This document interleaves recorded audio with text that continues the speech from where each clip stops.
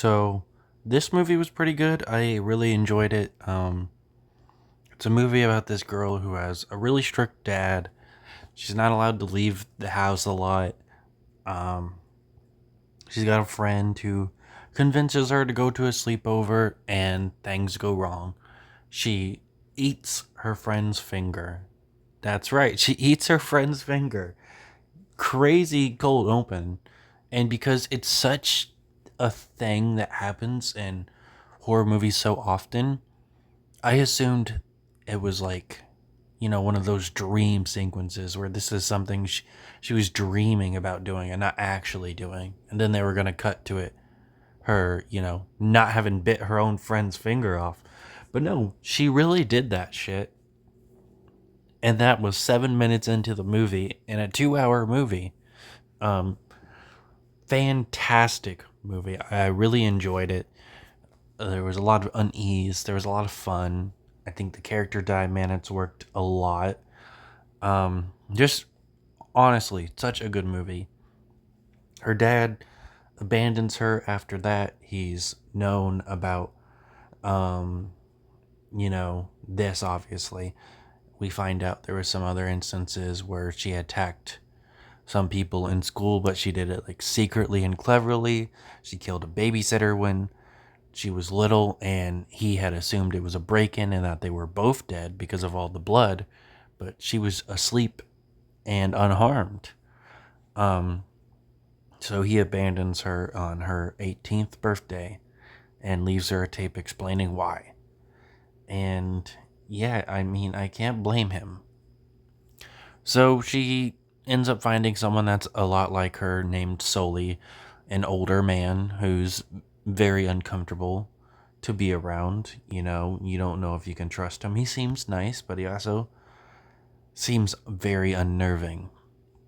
And the more time you spend with him, and only 3 scenes he's in this movie, the more unnerving he is. I like how he wasn't really in it that much, but he has such a large presence. Um, he's just very unnerving, and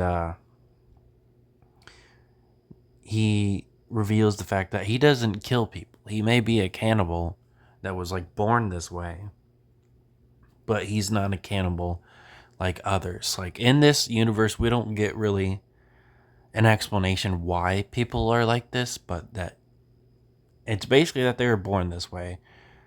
Um, and yeah, they just have a craving and they can't help it and they will do it.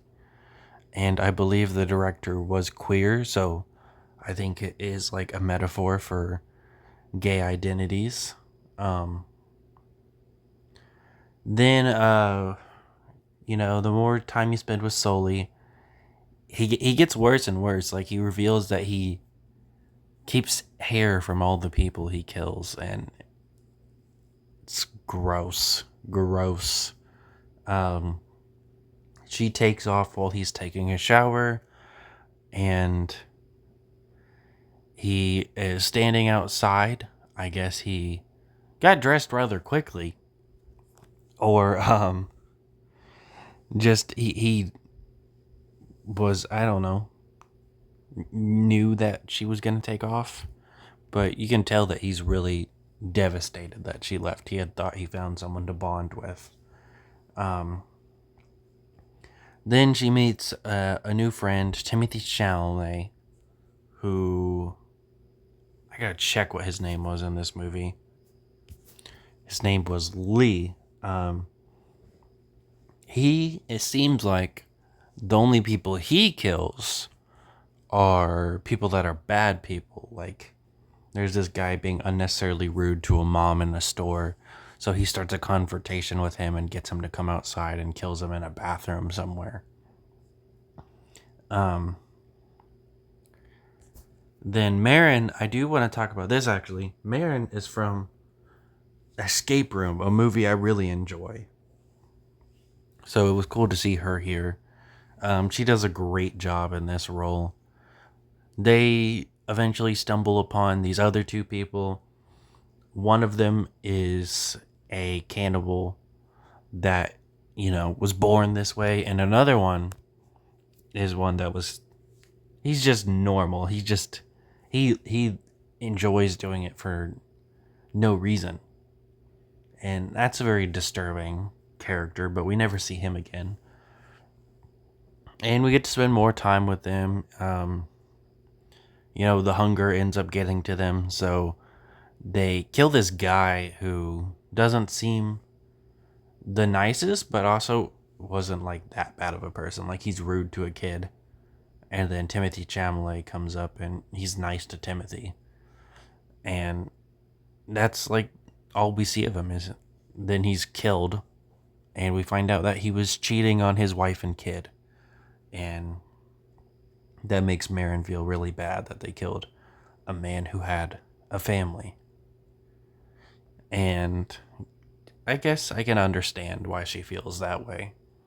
But I do feel like she is a bit overreacting. Because, like, I mean, you kind of have to do this. But at the same time, I get why she feels that way. And they leave his car because they originally took his car. And they stick with the original guy. Timothy's killed his car. And eventually she takes off on Timothy, but she gets back with him. There's a scene with her finally meeting her mom. That was a thing in this movie, that she wanted to meet her mom and have her explain what she is. And her mom actually tries to put her out of her misery. In the letter, she admits at the very end that that's what she was going to do while she's reading the letter. And then she tries to bite her. And, that obviously upsets her a lot. Then, they decide, let's just have a normal life. And they try, and they get maybe a month in, I think, movie-wise. I think they, cut to it being, August, and I think that was a month later. And one day she comes home, and Sully's waiting for her and attacks her. And another very unnerving scene. The actor does a great job. And we find out that he had killed Kayla, who was Timothy's sister in the movie.